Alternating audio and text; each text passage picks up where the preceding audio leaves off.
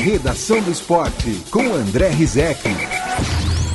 Bom dia, amigos e amigas da Rádio Globo. Bom dia, Edson Mauro. Bom dia, Rizek. Bom, temos aí os jogos de ontem. Botafogo 2, Nacional do Uruguai 0, Santos 1, Atlético Paranaense 0 e vamos para as quartas de final da Libertadores. Vamos, quem foi também é o São Lourenço. O São Lourenço perdeu do Emelec na Argentina. Ele tinha ganhado no Equador por 1-0, perdeu ontem pelo mesmo placar 1-0.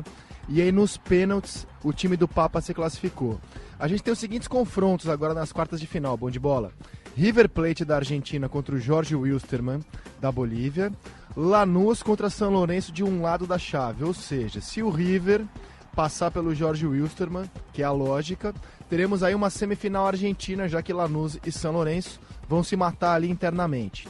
Do outro lado da chave, a gente tem a mesma situação.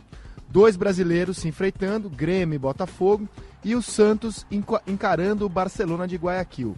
Se o Santos, o único invicto na competição até aqui, se o Santos passar pelo Barcelona de Guayaquil como ele é o favorito, a gente vai ter então uma semifinal brasileira. Tudo leva a crer que a gente vai ter um Brasil e Argentina nessa final. Agora vamos falar dos jogos? Mergulhar um pouquinho no jogo de ontem? Vamos mergulhar. O jogo do Botafogo, sensacional, do Santos também, maravilhoso, hein, Rizek? Olha, o Botafogo desfilou grandeza ontem no Newton Santos. Foi emocionante ver o Botafogo jogar.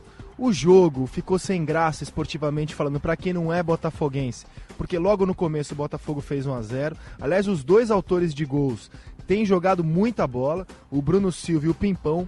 O Pimpão, para mim, é o melhor jogador da Libertadores até aqui. E ele fez um gol de carrinho no goleiro ontem. Todo torcedor sonha em ver seu atacante fazer, na Libertadores especialmente, um gol dando um carrinho no goleiro. É o papo aqui na redação do Sport TV hoje. Pô, queria um atacante que fizesse um gol dando carrinho no goleiro. Pimpão fez. A torcida do Botafogo deu um show, lotou o Newton ontem. Os jogadores, numa cena muito bonita, foram até a torcida no fim do jogo, pegaram bandeiras ali com mastros de bambu, ficaram agitando, se misturando com a massa.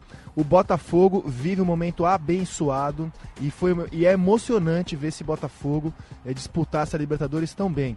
E aí a gente tem que voltar, bom de bola, a falar que lá no começo dessa história, quando o Ricardo Gomes pede demissão do Botafogo no ano passado e vai dirigir o São Paulo, nada disso que acontece no Botafogo hoje foi planejado, né? Foi um acaso, o Ricardo Gomes saiu, o Jair assumiu, a gente não esperava, ninguém esperava que o time fosse melhorar tanto nas mãos do Jair Ventura. Mostra que o futebol é muito legal por isso, você faz 1000 projeções, você trabalha certinho, tenta achar uma lógica, mas tem muito do acaso e por isso que o futebol é tão fascinante e o Botafogo está abençoado. Pois é, e o Botafogo com baixíssimo orçamento, mas no jogo do Santos o destaque foi o Vanderlei. Será que o Tite viu esse jogo, Rizek? Certamente viu. O Tite anunciou a lista pela manhã, 11 horas, e chamou os 3 goleiros dele. Alisson, da Roma, que é o preferido dele, embora não tenha ainda história no futebol, né, vai fazer sua primeira temporada como titular na Roma, o Alisson é titular da seleção.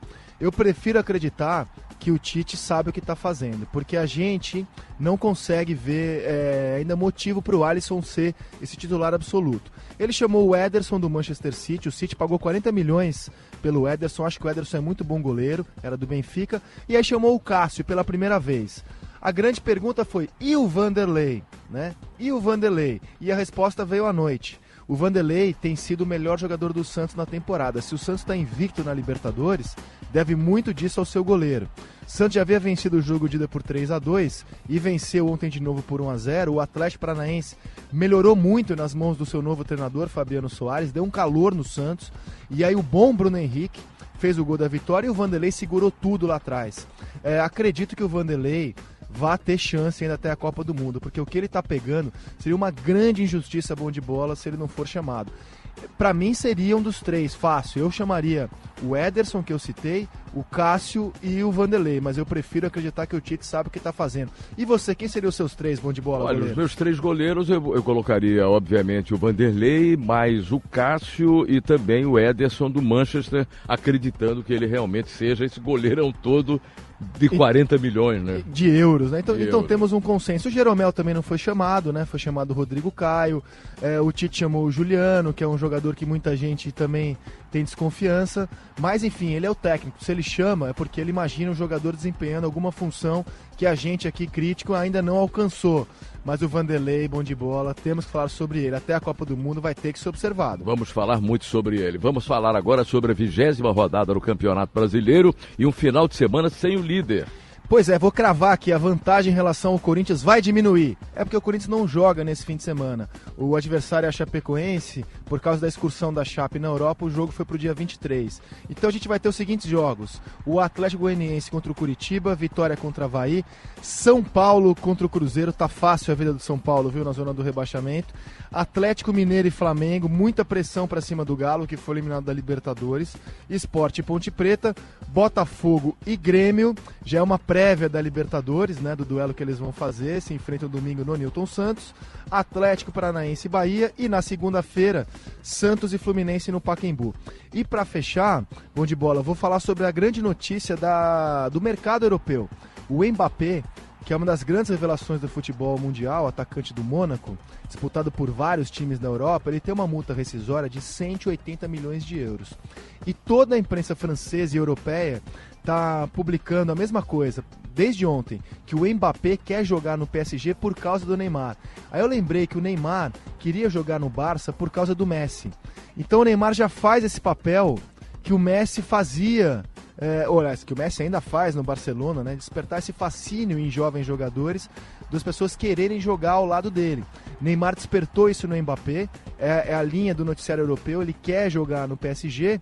E aí, você imagina o PSG, caso feche mesmo, com Mbappé, Neymar, Draxler, Cavani, Di Maria, o time começa a ganhar um corpo, se fechar essa contratação, que a gente que ficava em dúvida se teria valido a pena o Neymar ir para lá ou não, olha, se fechar vai ser realmente um ataque fenomenal, e o Neymar já causando esse fascínio em jovens jogadores, já fazendo aquilo que o Messi fez nele. Bom de bola, me despeço de você, dos ouvintes da Rádio Globo, volto na segunda-feira, tenham todos um ótimo fim de semana.